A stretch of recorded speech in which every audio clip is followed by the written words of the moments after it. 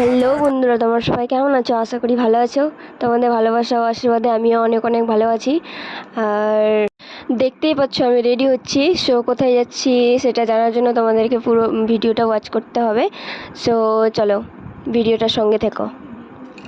প্রথমে আমি রেডি হয়ে নেব, কারণ বাবান ঘুমিয়ে আছে। ও ঘুম থেকে উঠলে ওকে রেডি করাবো, আবার নাহলে আমাকে রেডি হতে দেবে না। আর ওইদিকে ওর বাবা রেডি হচ্ছে।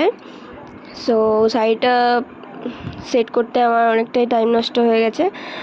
আর কি করা যাবে, শাড়িটা দেখতে সুন্দর কিন্তু রেডি করতে অনেকটাই বিরক্তিকর মনে হয় শাড়িটা। আর আমার রেডি হতে হতে ওইদিকে দেখো 12টা বেজে গেছে। আর মা ফোন করছে তাড়াতাড়ি যাওয়ার জন্য, যেহেতু ঠাকুর চলে আসবে। শাড়িটা সেট করতে বিরক্তিকর মনে হচ্ছিল, ইচ্ছে করছিল অন্য শাড়ি বের করে পরে নিই, কিন্তু কি করা যাবে, আর কতগুলো শাড়ি বের করব। আর এদিকে বাবানের বাবা তাড়া করছে যাওয়ার জন্য। আর বাবান এখনও ঘুম থেকে ওঠেনি, তাই ওকে রেডি করানো হয়নি। আমরা রেডি হওয়ার পর ওকে রেডি করাবো, তারপর বেরিয়ে যাব। সরি বন্ধুরা, রেডি হওয়ার পর লুকটা তোমাদের সঙ্গে শেয়ার করতে পারিনি, যেহেতু বাবান উঠে গেছিলো তাই। আর রাস্তায় যাওয়ার ভিডিওটাও তোমাদের সঙ্গে শেয়ার করতে পারিনি, কারণ বাবানকে কোলে নিয়ে ভিডিও করাটা খুব চাপের। আর এদিকে আমরা অনেকক্ষণ আগে পৌঁছে গেছিলাম। পৌঁছে যাওয়ার পর বোনকে বললাম আম মাখা করে দিতে খাওয়ার জন্য। বর খায়নি, বর যেহেতু উপবাস ছিল, ওকে পূজায় লাগতো বলে। আর আমি বোন সবাই মিলে আম মাখা খাচ্ছিলাম, খুব মজা করে, টেস্টি লাগছিল। আম মাখা খেতে খেতে খুব মজা করছিলাম। বড় ছিল পাশে, কিন্তু কি করা যাবে, বরকে তো খেতে যাওয়া যাবে না লবণ, যেহেতু বর বসবে মায়ের সঙ্গে পুজোতে।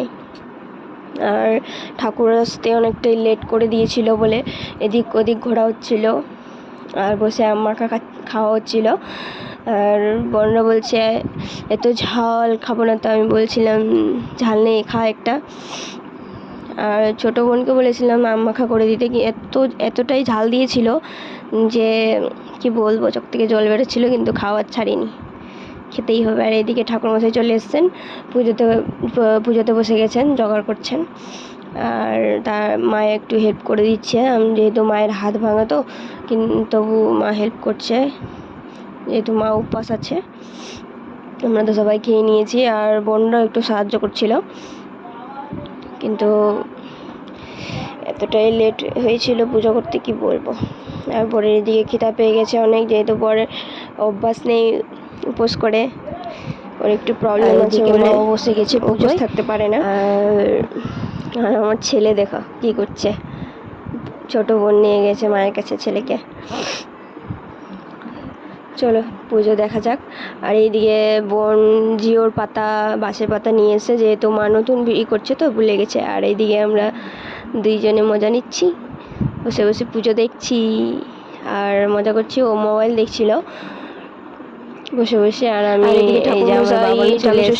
আরম্ভ করে দিয়েছে। এটা হচ্ছে আমার মেজো বোনের ছেলে, আর এটা সেজো বোন। ঠাম্মা আসছিল বোধ কথা শোনার জন্য। আর এদিকে দেখো ভুড়ি ভোজন, জামাইয়ের ভুড়ি ভোজন সেবা রেডি। ও বসে পড়েছিল খেতে, আমি ভিডিও করছিলাম বলে ও লজ্জা পাচ্ছিল, যেহেতু ও ভিডিও করতে পছন্দ করে না।